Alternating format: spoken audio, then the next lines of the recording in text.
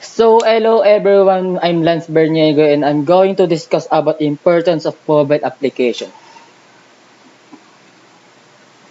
The internet fits into the pocket of anyone who carries a smartphone.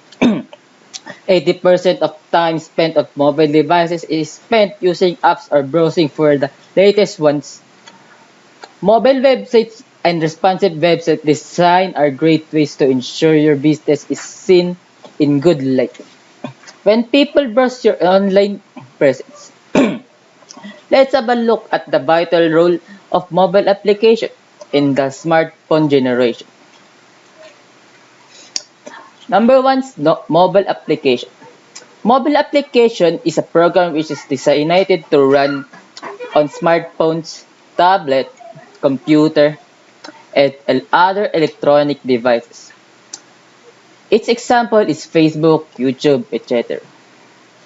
Mobile application platforms. The mobile apps are available through application distribution platforms such as Apple App Store, Google Play, Windows Phone Store, and BlackBerry App World. Through here, you can install whatever app you want. Number three is why mobile application? Because people are now lazy like me. People demand a simple yet reliable apps that's so super convenient. So we can see here that Android has more users than the Apple. Android up Android have 800 million users than the Apple have only while the Apple have only 3 million users. Types of mobile apps. Free apps. Free apps are available on App Store free of charge. You can use all the features of the free apps without paying any amount, like the Pixart or any editing apps. Premium apps. Premium apps are provided free of charge, but some amount is charged for extra feature. Paid apps.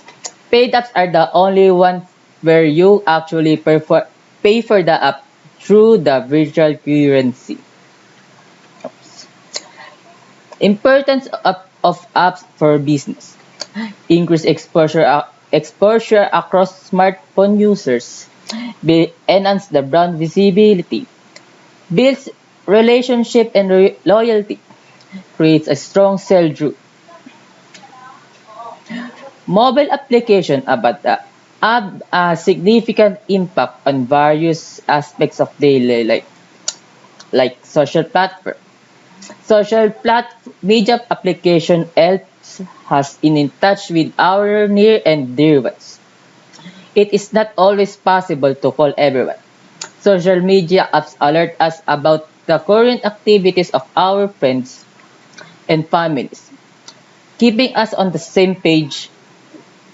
We share our experiences, snapshots, and videos with everyone. In fact, with this with these social apps, communication has become more faster and more effective. Navigation. Navigational application help us travel anywhere without the fear of losing our way. Learning about the facts of a location is quite easy via trip-based apps. Security. The smarter the phones became with their applications, the greater the risk of getting up of personal information. A security application protect the sensitive data present in the information can be related to the bank transaction, emails, and passwords. Learning platform apps, the most powerful thing in the world is information. It can be of any matter. The endless pool of knowledge fits in our pockets. As an electronic miracle, we can easily learn more about our interests, follow an event, check out the latest trends, or search for anything unknown. And lastly, entertainment. The package-sized entertainment devices gives us access to our favorite audio, videos, and games whenever and wherever we want. We can access the huge database of entertainment platforms with the help of applications.